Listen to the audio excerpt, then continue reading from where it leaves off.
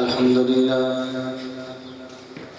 لله نحمده ونستعينه ونستغفره ونؤمن به ونتوكل عليه ونعوذ بالله من شرور أنفسنا ومن سيئات أعمالنا من يهده الله فلا مضل له ومن يضلل فلا هادي له ونشهد أن لا إله إلا الله وحده لا شريك له ونشهد أن سيدنا ومولانا محمدا عبده ورسوله أما بعد فأعوذ بالله من الشيطان الرجيم بسم الله الرحمن الرحيم لن ينال الله لحومها ولا دماؤها ولكن يناله التقوى منكم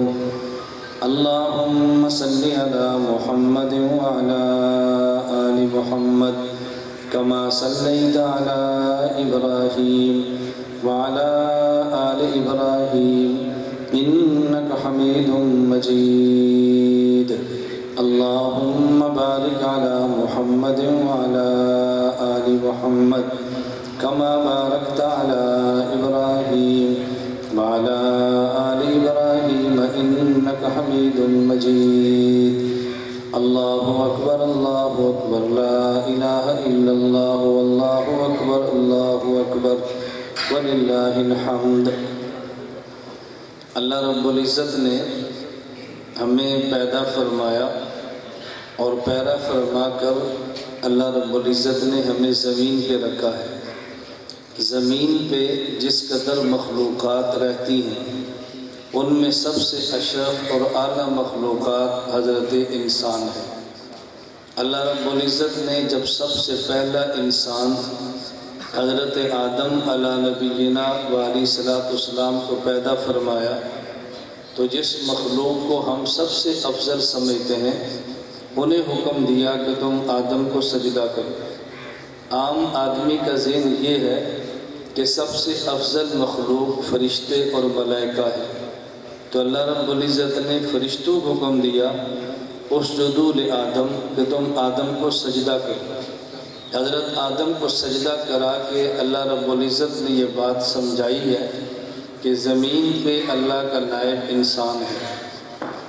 اللہ رب العزت کے احکام کو زمین پہ نافذ کرنا یہ انسان کی ذمہ داری ہے، تو انسان سب سے اعلیٰ اور افضل مخلوق ہے۔ جس قدر دنیا میں بت یا دوسرے معبودان باطلہ ہیں جن کے لوگ عبادت بھی کرتے تھے، سجدے بھی کرتے تھے، اور آج بھی ایک بہت بڑی تعداد ایسے مشرکین کی موجود ہے جو اللہ کی ذات کو چھوڑ کر غیر اللہ کو سجدے کرتے ہیں، وہ سارے معبودان باطلہ ہیں۔ معبود برحق اللہ رب العزت کی ذات ہے، تو ہم یوں کہہ سکتے ہیں کہ خالق تو ذات اللہ کی ہے، مخلوقات میں اعلیٰ انسان ہے۔ اللہ رب العزت نے دو قسم کے حقوق ہمیں عطا فرمائے ہیں، ایک کا نام ہے حقوق اللہ اور دوسرے کا نام ہے حقوق العباد۔ بعض حق اللہ کے ہیں اور بعض حق اللہ کے بندوں کے ہیں۔ اللہ کے حق اللہ کی مرضی، چاہیں تو اپنے حق ادا نہ کرنے کا حساب لیں اور بندے کو عذاب دے کر معافی کریں، اور چاہیں تو اللہ اپنے کرم سے معاف فرما دیں اور اپنے بندے سے اپنے حق کا کوئی حساب نہ لیں۔ نماز فرض ہے، یہ اللہ کا حق ہے، روزہ فرض ہے، یہ اللہ کا حق ہے، قربانی کی نماز واجب، یہ اللہ کا حق ہے، قربانی ہمارے ذمہ واجب، یہ اللہ کا حق ہے، زکوٰۃ، عشر، حج، یہ اللہ کا حق ہے۔ تو بعض حق ایسے ہیں جو اللہ کے ہیں، ہمیں ادا کرنے چاہیے، لیکن اگر کسی وجہ سے ادا نہ کر سکیں یا جان بوجھ کر ادا نہ کریں تو اللہ رب العزت چاہیں اپنے حق کو معاف فرما دیں اور چاہیں تو اپنے حق ادا نہ کرنے کی وجہ سے بندے کو جہنم میں بھیجیں اور پاک کر کے جنت میں لے جائیں۔ لیکن وہ حق جو اللہ کے بندوں کے ہیں، جنہیں حقوق العباد کہتے ہیں، وہ اس اعتبار سے زیادہ اہم ہیں کہ جب تک بندے کا حق بندے کو ادا نہ کرے یا جب تک جس بندے کا حق ہے وہ معاف نہ کرے اس وقت تک اس حق کو اللہ رب العزت معاف نہیں فرماتے۔ اب آپ خود اندازہ کریں کہ حقوق اللہ کا ادا کرنا کتنا ضروری ہے اور حقوق العباد کا ادا کرنا کتنا ضروری ہے۔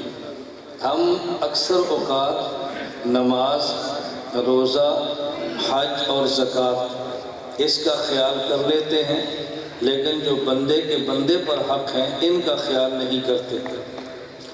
اور ہمارے معاشرے اور ہماری سوسائٹی میں حقوق اللہ ادا کرنے والوں کو لوگ بہت نیک اور متقی سمجھتے ہیں، اور حقوق العباد ادا کرنے والوں کو کوئی شخص نیک اور متقی نہیں سمجھتا۔ میں ایک مثال دونوں کی دیتا ہوں۔ قرآن کریم کو دیکھ کر پڑھنا یا قرآن کریم کو زبانی پڑھنا، حافظ بننا، یہ بندے کا حق نہیں ہے، یہ اللہ کا حق ہے۔ قرآن اللہ کی کتاب ہے، اس کا پڑھیں تو اللہ خوش ہوتے ہیں، نہ پڑھیں تو اللہ ناراض ہوتے ہیں۔ تو دنیا میں جتنے وہ لوگ جو قرآن کے حافظ ہیں، لوگ ان کی قدر بھی کرتے ہیں، قدر کرنی بھی چاہیے، ان سے محبت کرتے ہیں، کرنی بھی چاہیے، حافظ قرآن کو نیک سمجھتے ہیں، سمجھنا بھی چاہیے۔ لیکن ایک حافظ قرآن کے علاوہ ہمارا دکاندار اور تاجر طبقہ ہے۔ تاجر چھوٹا ہو یا بڑا ہو، اس کی چھوٹی سی کریانے کی دکان ہو یا بڑا کسی فیکٹری کا مالک ہو، تاجر تو تاجر ہی ہوتا ہے، وہ چھوٹا ہو یا بڑا ہو۔ رسول اللہ صلی اللہ علیہ وسلم نے تاجر کی ایک ایسی فضیلت بیان فرمائی ہے کہ جس کو انسان اگر پڑھے اور سمجھے تو پھر تاجر کی فضیلت کا اندازہ ہوتا ہے۔ نبی کریم صلی اللہ علیہ وسلم نے فرمایا التاجر الصدوق الامین مع النبیین، کہ جو تاجر دو چیزوں کا خیال کرے، نمبر ایک سچ بولے، جھوٹ نہ بولے، نمبر دو امانت کا خیال کرے، بددیانتی اور خیانت نہ کرے، یہ قیامت کے دن انبیاء کے ساتھ کھڑا ہوگا۔ اب بتاؤ یہ فضیلت دکاندار کی ہے، یہ قرآن کے حافظ یا عالم کی نہیں ہے۔ لیکن دو چیزوں کا خیال کرے، ایک یہ دکاندار جھوٹ نہ بولے اور دوسرا یہ دکاندار خیانت نہ کرے۔ جھوٹ بولنے کا مطلب کیا ہے؟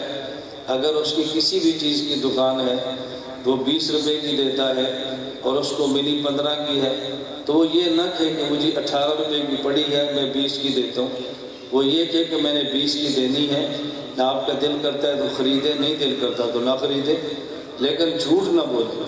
بس اوقات دکاندار جھوٹ بولتے ہیں کہ نہیں جی مجھے خود 18 کی پڑی ہے تو میں آپ کو 17 کی کیسے دوں، حالانکہ اس کو پڑی 15 کی ہوتی ہے، 18 کی نہیں پڑی ہوتی۔ تو حقوق اللہ کا خیال کرنا بھی ضروری ہے اور حقوق العباد کا خیال کرنا بھی ضروری ہے۔ بسا اوقات حقوق العباد کا خیال کرنا حقوق اللہ سے بھی زیادہ ضروری ہوتا ہے، اور حقوق العباد کا معنی یہ ہرگز نہیں ہے کہ ہم صرف عالم کا احترام کریں، ہم صرف مسلمان کا احترام کریں اور ہم صرف اپنے باپ اور والدہ کی قدر کریں۔ حقوق العباد کا معنی یہ ہے کہ ہر بندے کا جو ہمارے اوپر حق ہے اس کی ادائیگی کا خیال کریں۔